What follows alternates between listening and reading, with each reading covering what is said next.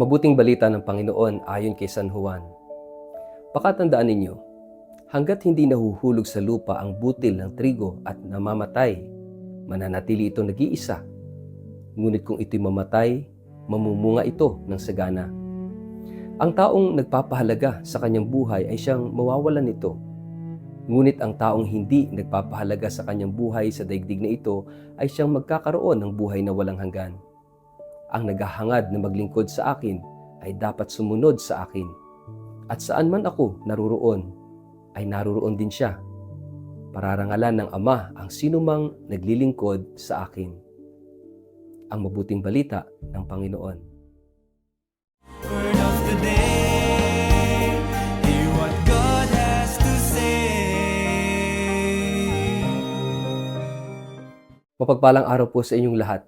Kumusta po kayo? Ang atin pong word of the day ay handog. Kung bibigyan ka ng isang butil ng palay o siguro ng mais, anong gagawin mo rito?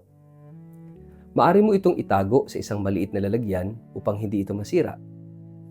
Maari mo rin itong ilagay sa isang estante bilang alaala.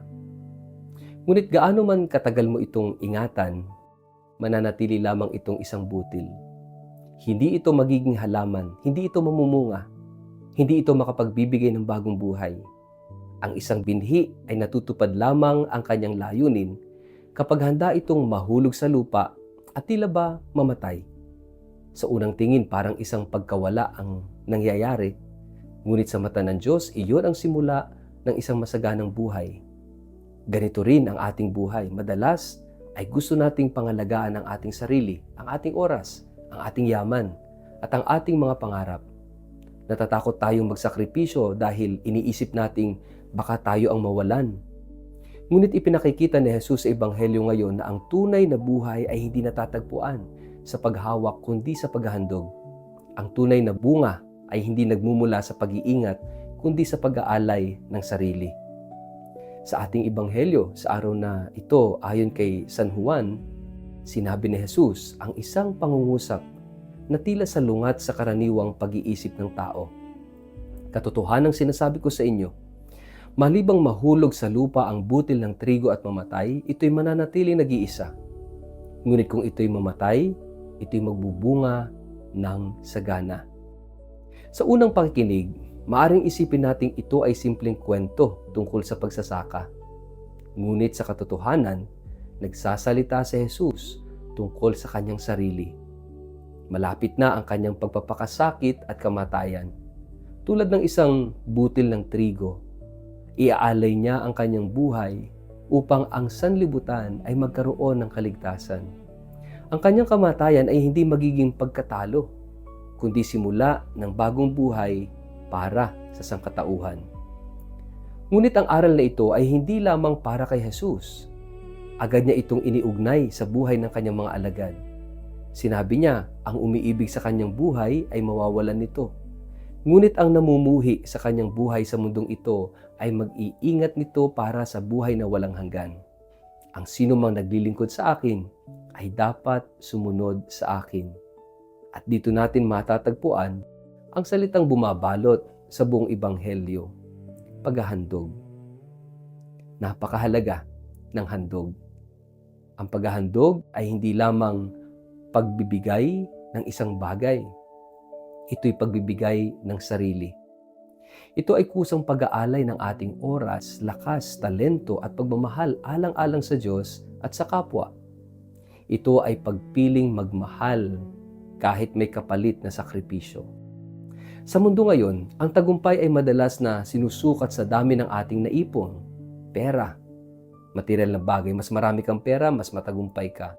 Mas mataas ang posisyon, mas mahalaga ka. Mas marami kang tagasunod, mas sikat ka. Ngunit iba ang sukatan ng Diyos. Para kay Jesus, ang tunay na kadakilaan ay nasusukat sa dami ng ating naibigay, hindi sa dami ng ating naitabi. Hindi ba't ito rin ang nakikita natin sa ating ina na puyat gabi-gabi upang alagaan ang kanyang anak? Sa isang ama na nagtatrabaho ng buong araw upang maitaguyod ang kanyang pamilya? Sa isang guro na matyagang nagtuturo kahit hindi sapat ang kanyang kinikita?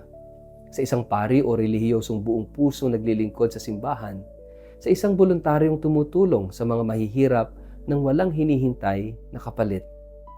Ang lahat ng ito ay larawan ng isang binhing handang mamatay upang mamunga. Sa araw ding ito, ipinagdiriwang natin ang kapistahan ni San Lorenzo, isang diakono at isang martir ng simbahan. Bilang diakono ng Roma noong 3 siglo, ipinagkatiwala sa kanya ang pangangalaga sa mga kayamanan ng simbahan at ang paglilingkod sa mga dukha. Nang utusan siyang isuko ang kayamanan ng simbahan sa mga umuusig sa kanya, hindi siya nagdala ng ginto o pilak. Sa halip, dinala niya ang mga mahihirap, ang mga may sakit, ang mga ulila at ang mga nangangailangan. At sinabi niyang, narito ang tunay na kayamanan ng simbahan. Dahil dito, siya ay inusig at hinatulan ng kamatayan. Ayon sa tradisyon, sinunog siya ng buhay sa ibabaw ng isang malaking ihawan. Ngunit kahit sa gitna ng matinding paghihirap, hindi siya nawala ng pananampalataya at sense of humor. Ang kanyang buhay ay naging ganap na paghahandog para kay Kristo. Hindi siya namatay nang walang bunga. Hanggang ngayon, mahigit 17 siglo ang lumipas, patuloy pa rin siya nagbibigay inspirasyon sa milyon-milyong Kristiyano sa buong mundo. Ganito ang kapangyarihan ng isang buhay na inialay sa Diyos. Ang hindi iniaalay, unti-unting nawawala. Ngunit ang iniaalay ay nagiging walang hanggan. Yan ang ipinakita ni San Lorenzo. Natural sa tao ang kumapit sa mga bagay na mahalaga sa kanya. Gusto nating hawakan ang ating oras, ang ating yaman, ang ating kakayahan, at maging ang ating pangarap.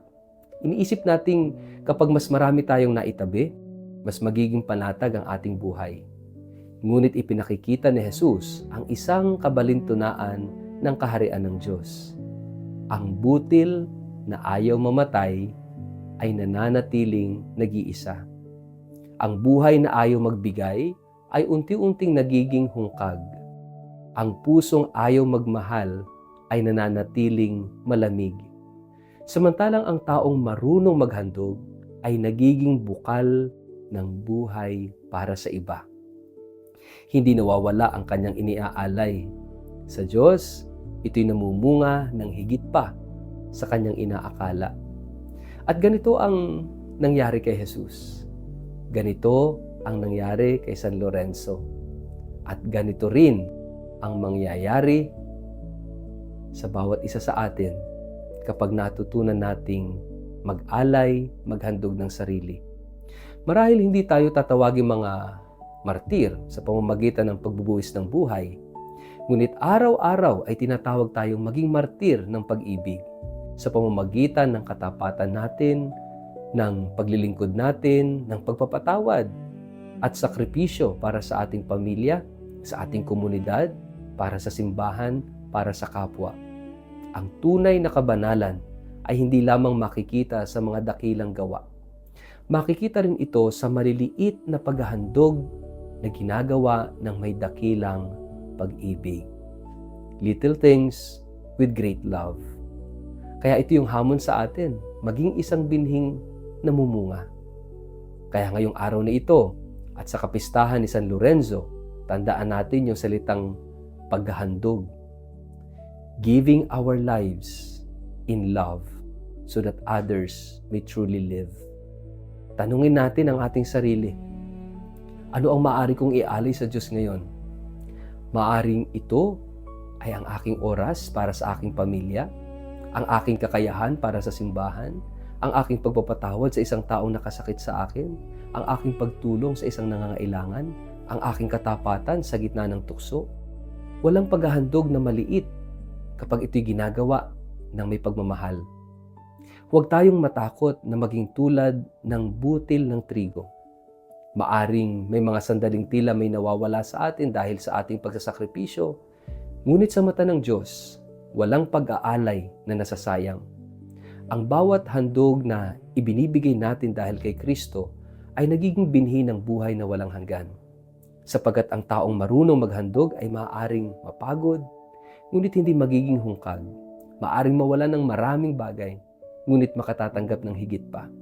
At sa huli matutuklasan niyang ang pinakadakilang kayamanan ay hindi ang mga bagay na kanyang naipon, kundi ang pag-ibig na kanyang ipinamahagi. Magnilay nga po tayo, magsuri ng sarili. Anong bahagi ng ating buhay ang hinihiling ng Diyos na ialay ko sa Kanya ngayon upang maging daan ng buhay, pag-asa at pagpapala para sa aking kapwa. Sa ngalan ng Ama at ng Anak at ng Espiritu Santo. Amen. Panginoong Jesus, Ikaw ang butil ng trigo na nahulog sa lupa at namatay upang kami magkaroon ng buhay. Turuan mo kaming huwag matakot sa paghahandog ng aming sarili. Bigyan mo kami ng pusong mapagbigay, mapaglingkod, at handang magsakripisyo alang-alang sa iyo at sa aking kapwa. Tulad ni San Lorenzo, naway matagpuan ko ang tunay na kayamanan, hindi sa aking iniipon kundi sa aking iniaalay. Gawin mo akong binhing mamumunga ng pag-ibig, pananampalataya at pag-asa, saan mo man ako ipadala. Amen. Pagpalain po kayo at ingatan ng makapangyarihang Diyos, Ama, Anak at Espiritu Santo. Amen.